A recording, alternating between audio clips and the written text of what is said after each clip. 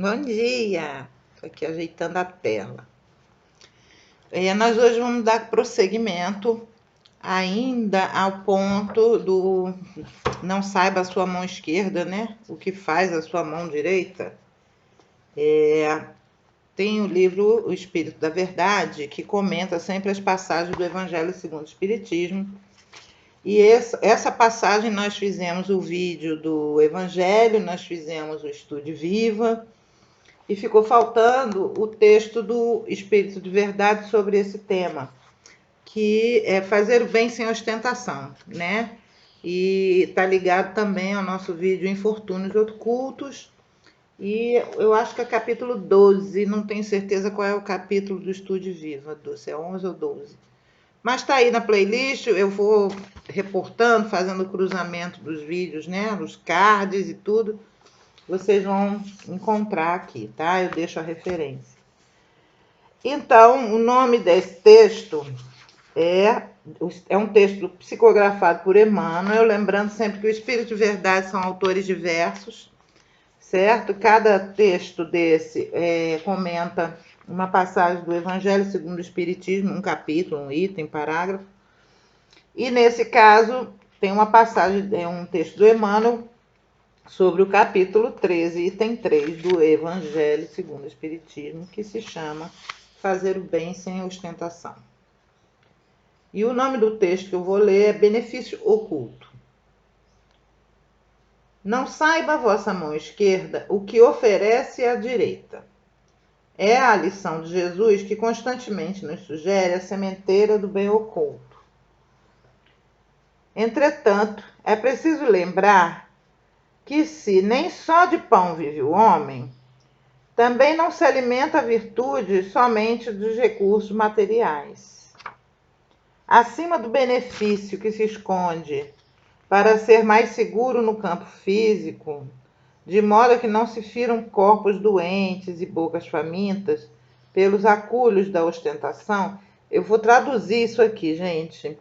Além de você não do benefício de não ferir a suscetibilidade de pessoas que estão passando fome, que estão passando necessidade, ostentando a sua riqueza em torno delas, é isso que ele está querendo dizer aqui, prevalece o amparo mudo às necessidades do sentimento, na esfera do espírito, a fim de que os tóxicos da maldade e os desastres do escândalo não arrasem experiências preciosas com o fogo da imprevidência.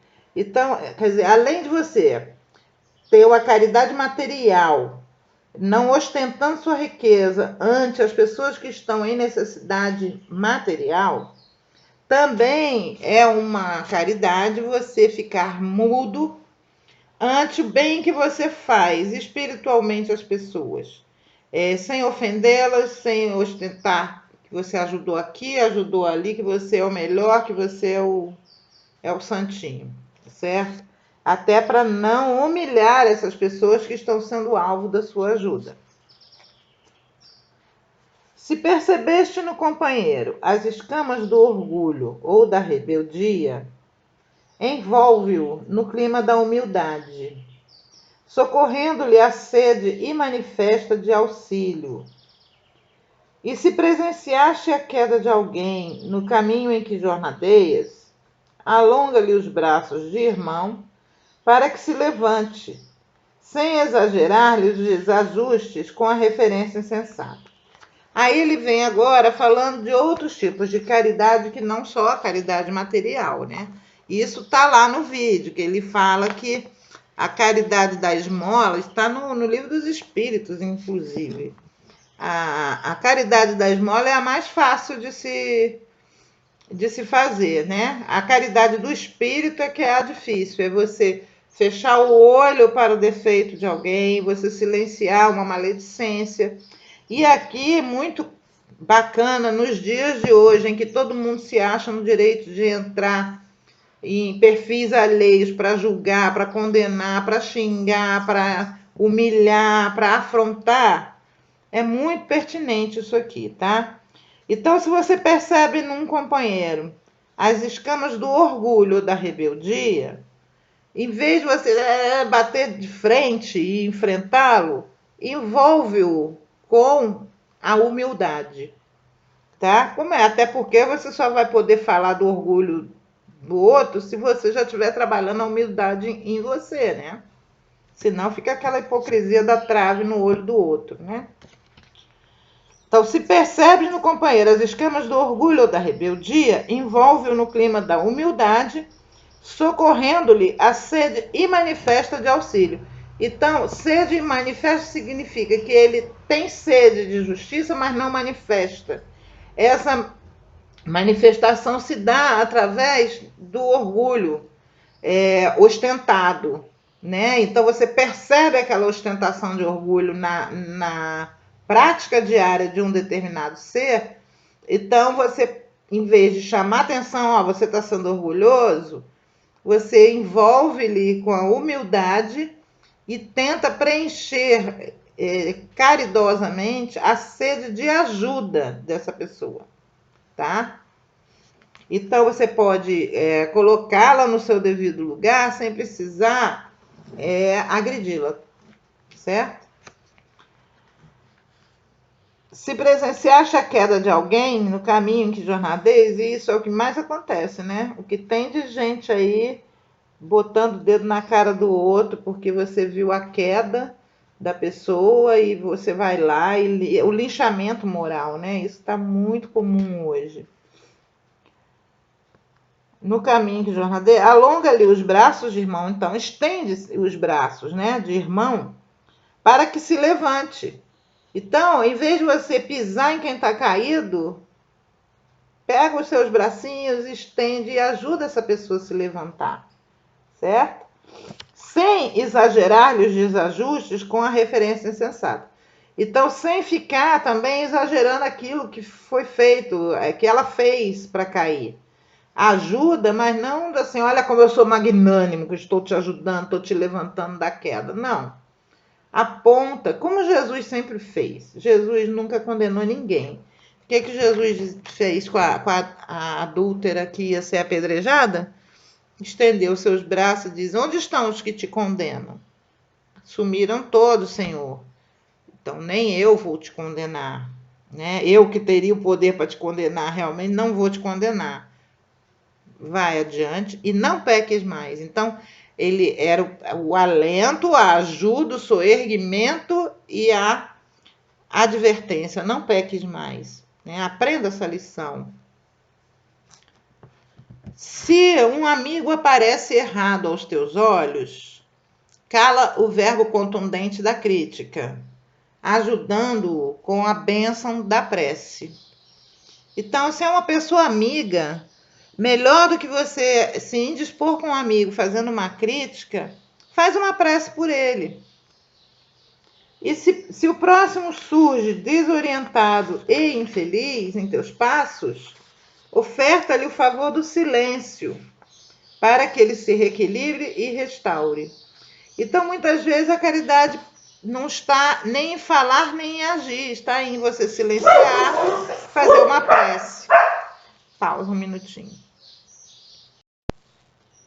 Quando os passarinhos começam a cantar, os cachorros vão atrás deles lá e começam a latir, aí fazem aquela algazarra. Então, já prevendo, eu dei o pause. Voltando aqui, não vale encarecer cicatrizes e imperfeições, a pretexto de apagá-las no corpo das horas. Porquanto leve chaga, uma pequena ferida, se for tratada com desamor, ela vai ser sempre ferida a ficar cronicificar-se no tempo, ou seja, a cicatrizar com demora. Vai ficar aquela ferida, aquela chaga aberta, demorando a cicatrizar. Se no momento em que ela merecia ser tratada com amor, foi tratada com desamor, certo? Então, quando não vale encarecer cicatrizes e imperfeições a pretexto de apagá-las no corpo das horas. Então, não catuque feridas das pessoas, muitas delas já até cicatrizadas, não reabra essas cicatrizes, certo? Sob o pretexto de que, não, já apagou, vai não, já faz tempo. Não, tem gente que gosta de catucar coisas que estão no passado, né? O seu passado te condena. Distribui desse modo a beneficência do agasalho e do pão, evitando humilhar quem te recolhe os gestos de providência e carinho. Então, aqui é a caridade material, né? Distribui, mas evitando também humilhar a pessoa. Contudo, não ouvides estender a caridade do pensamento e da língua. Então, não se esqueça também de, além da caridade material, fazer a caridade do pensamento. Olha só, até no pensamento a gente pode fazer a caridade. E da língua, principalmente, que as línguas andam cheias de veneno, né? Para que o bálsamo do perdão anule o veneno do ódio. E para que a força do esquecimento extinga as sombras de todo o mal. Muito bom. Como sempre, né? Emmanuel, ele sempre está nos advertindo e cada vez para mim fica mais claro o tamanho, o porte da missão de Emmanuel, que se destinou a trabalhar com Chico Xavier por quase 100 anos, em prol de todos nós que estamos aqui hoje. Porque essas mensagens de Emmanuel, de André Luiz, o trabalho todo que foi feito com o Chico, né? Foi feito preparando uma geração que viria a reencarnar. Isso está bem claro em alguns prefácios, em alguns livros do Emmanuel, do próprio André Luiz. E quem até me chamou a atenção primeiro sobre isso foi o próprio Emmanuel no prefácio do livro Apostilas da Vida. Depois, numa palestra do Haroldo Dutra, numa palestra até que ele fez nos Estados Unidos, em Los Angeles, tem um vídeo no YouTube, se você procurar no canal Dr. Haroldo, você acha lá. É excelente, é espetacular a palestra. Só que é 1h30, você tem que estar disposto a ouvir, você tem que estar disposto a parar, refletir sobre aquilo que ele está falando, recolocar. Então tem que ser uma coisa que você esteja com tempo, não é uma coisa que se deixa passando assim, não. É uma palestra maravilhosa que eu recomendo, né, do Haroldo Dutra Dias. Aliás, ele fez, eu já vi duas nos Estados Unidos, uma em Austin e uma em Los Angeles. Uma se chama Quem é Você? Eu acho que é a de Austin.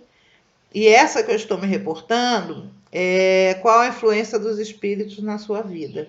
Só que na hora de colocar o título ficou qual a influência do espiritismo, tá? Eu aconselho muito vocês assistirem essa palestra do Dr. Haroldo, tá? Ele estava muito iluminado nesse dia. E aí eles chamam a atenção da gente para esse fato, né? Que a Terra já estava se aproximando das zonas umbralinas, das zonas infernais, das zonas de resgate, né? E essa proximidade ia começar a abalar a mente dos encarnados, né? E que você teria a certeza de que você estaria na transição planetária não por conta de cataclismos, e sim quando estivessem, digamos assim, reinando as doenças mentais e o suicídio. E é o que nós estamos tendo hoje, né? Nós estamos tendo uma pandemia de depressão, a síndrome do pânico, a síndrome de burnout, entre outras tantas que estão aí, né? Estão mostrando a gente a dificuldade de conviver com essa egrégora negativa, certo? E eles, o Dr. Haroldo chama atenção até para o estilo das mensagens, né? Que em 1940, 1950, e é o tempo do espírito de verdade, as mensagens tinham 1 a 2 páginas. E a partir de 1980, por exemplo, eu estou aqui com o livro Mãos Unidas, que é de 88, você vai ver que as mensagens são Twitter, 140 caracteres, olha aqui, é uma frase. Em vez de uma página ser uma mensagem, é um parágrafo de uma frase, tá vendo? Então aqui, por exemplo, no capítulo 1, ele só diz assim, a existência na Terra é o livro que você está escrevendo. Então você pode parar, você leu isso quando acordou, naquele momento em que você está correndo para ir trabalhar, né, em toda a agitação da vida atual, e meditando enquanto dirige, enquanto está no ônibus, enquanto está no metrô, né, naquele tempo que você está se deslocando para o trabalho, em que você pode ainda pensar, meditar sobre essa frase, né? Então, até isso, o doutor Haroldo percebeu e chamou a atenção, eu achei espetacular ele ter percebido isso, que o Emmanuel começa a adaptar, olha aqui, várias mensagenzinhas, tá vendo? O seu próprio estilo para uma época. Isso foi em 1988, já prevendo essa compressão espaço-temporal que nós estamos vivendo. O que é uma compressão espaço-temporal? É a ruptura das barreiras do tempo e do espaço. Então, hoje, todo mundo tem a sensação de que o tempo passa muito rápido, que precisaria de mais horas para o dia, e também que tudo é muito perto. Você está aqui no celular, você está falando com uma pessoa lá do outro lado do mundo em tempo real. Então, academicamente, existe um conceito para designar esse fenômeno que se chama compressão do espaço e do tempo, né? Que é a redução das fronteiras do tempo e do espaço.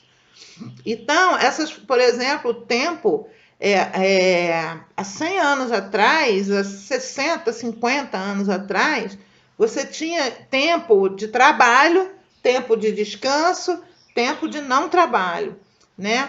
Então, o dia era dividido estanquemente em 3 etapas. Um tempo para você dormir, repousar, recuperar suas forças. Um tempo para você trabalhar e um tempo para seu lazer, para você cuidar da vida, cuidar da saúde, passear, cuidar da família. Então, era bem estanque isso. Hoje, existem várias zonas cinzentas entre esses tempos, né? Você não consegue mais distinguir o seu tempo de trabalho daquele tempo de não trabalho. Você começa a usar o seu tempo apenas. Você é induzido, não é que você faça isso conscientemente. Nós somos induzidos a usar o nosso tempo para alimentar uma engrenagem de produção. Ou seja, se antes você pegava o seu tempo livre, você ia para a praia, você ia para o estádio de futebol, você ia para um churrasco com os amigos. Hoje, o seu tempo de descanso, você vai para um shopping, você vai consumir. Você vai para o mercado, porque o mercado não abria sábado e domingo, agora passou a abrir sábado, domingo e feriado. Então, para atender exigências do mercado de trabalho, abre-se novas frentes de aproveitamento do tempo para a geração de acumulação e de riqueza e de produção em massa, né? E isso tem um preço sobre a vida das pessoas. Todos nós estamos ressentindo da falta de qualidade de alimentação, porque tem que ser comida rápida, tudo é rápido, fast food, industrializado. Então, nós estamos criando sociedades de desnutridos obesos. Nós estamos criando uma sociedade de pessoas que não sabem de onde vêm seus alimentos. Tem gente que não sabe, acha que o macarrão dá em árvore. Tem gente que acha que ovo nasce da terra, não sabe que é uma galinha que põe. Existe isso, gente, eu não estou brincando nem exagerando. Da mesma forma que as pessoas... existe um movimento agora contrário, puxando aí para alimentação natural, alimentação de verdade, como chama Rita Lobo, né, que é uma das que tem programas de alimentação na televisão, de cozinhar, ensinar a cozinhar. Existe um movimento chamando, para de abrir, desembalar e passa a descascar mais. E a tendência disso é o quê? É justamente mostrar que é possível você fazer comidas rápidas com alimentos naturais. Você não precisa pegar e abrir uma embalagem, meter num micro-ondas, que sabe Deus, né? Que tipo de energia é aquela que está infiltrando nas células, nas moléculas do alimento que você vai ingerir.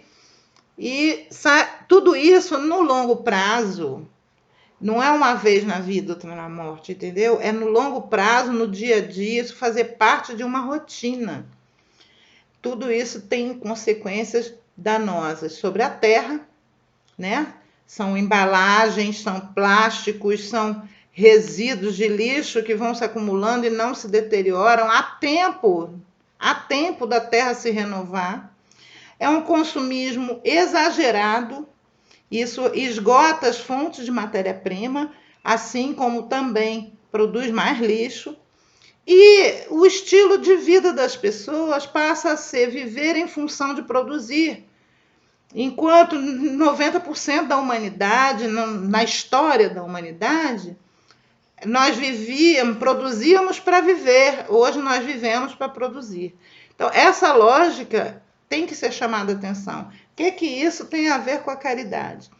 Tem a ver que a gente está vivendo uma época sem precedentes, sem igual. Estamos todos despreparados para viver uma época de individualismo extremo, de competitividade extrema, de exigências extremas, de 24 horas por dia pensando em acumular e produzir e só na matéria, né? Culto ao corpo exagerado. E aí a gente acaba não prestando atenção nessas pequenas caridades que a gente poderia estar fazendo na nossa evolução moral, no nosso lidar com o outro, na falta de acolhimento, de empatia, de saber que aquele outro está tão perdido quanto você, ele está tão desgastado quanto você, ele está tão sob pressão quanto você. É essa caridade espiritual a que o Emmanuel se reporta, né? Então, em tempos em que poucos acumulam muito e muitos não têm nada, além da caridade material, que é não ostentar a sua riqueza, não passe com uma BMW dentro de uma favela, você sabe que as pessoas estão morrendo de fome, tá? É feio ser rico? É feio ser rico numa sociedade em que todo mundo passa fome, infelizmente é.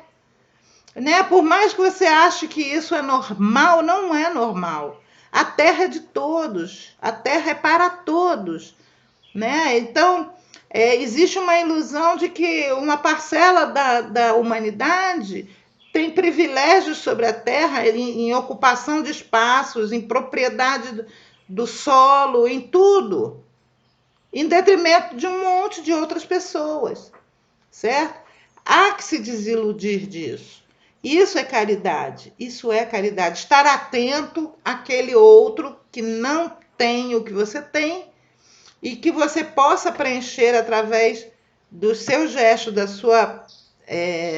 sua própria iniciativa, preencher a necessidade de alguém que cruze o seu caminho. Seja essa necessidade material, seja a necessidade de uma palavra, mas também de um sorriso, de um ato de paciência, de um gesto de tolerância, de um silêncio, de uma prece, que você não fale nada. Você às vezes pode estar dentro do metrô, verificar uma pessoa doente, às vezes dentro do ônibus, né? Você vai passando por aqueles lugares.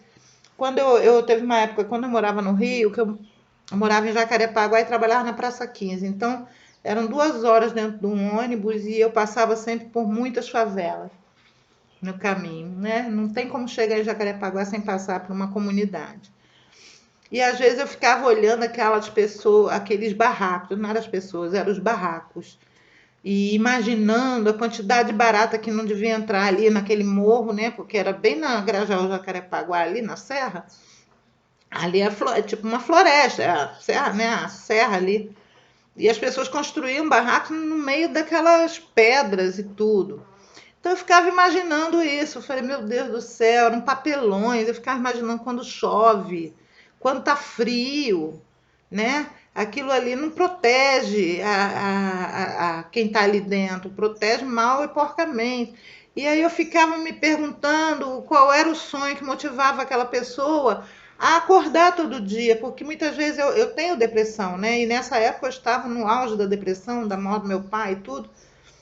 E eu ficava pensando assim, meu Deus, tem tanta gente sofrendo, será que eu não estou sendo... Porque a gente, quando está deprimido, a gente nem sempre tem consciência de que podem ser enzimas, substâncias químicas, né? Então eu ficava me perguntando se eu não estava de milindre, Se eu tinha direito de estar triste daquele jeito, com tanta gente sofrendo. E muitas vezes eu olhava para aquilo ali e me perguntava, usava aquilo como uma experiência de vida, né? Essas pessoas, né? Elas acordam todo dia. O que motiva elas a acordar, levantar e batalhar, né? Porque naquela época eu estava procurando um motivo para acordar, levantar e ir trabalhar e viver meu dia. Então, por que eu estou contando isso? Porque são oportunidades que às vezes você tem que você não percebe. Você está dentro do ônibus, fica lá com aquele negocinho no ouvido, né, isolado. Quando você olha aquilo, você pode fazer uma prece naquele momento para que aquelas pessoas consigam melhorar de vida, para que haja mais sensibilidade na humanidade, né? Para que a distribuição dos bens da vida seja mais equânime, mais justo. Tá certo? Me estendi um pouquinho, já tem 25, quase 26 minutos. Eu vou terminando por aqui. Faltava esse vídeo, é fundamental esse vídeo para complementar o estudo desse capítulo 13, do item 3 ao 5, né? Que a mão esquerda não saiba o que faça a mão direita. E eu espero vocês no próximo canal. No próximo canal, não, no próximo vídeo, tá? Estou reativando aí, vou entrar com novas playlists, estou com muitas ideias que eu espero que vocês gostem. Beijo da Lelê.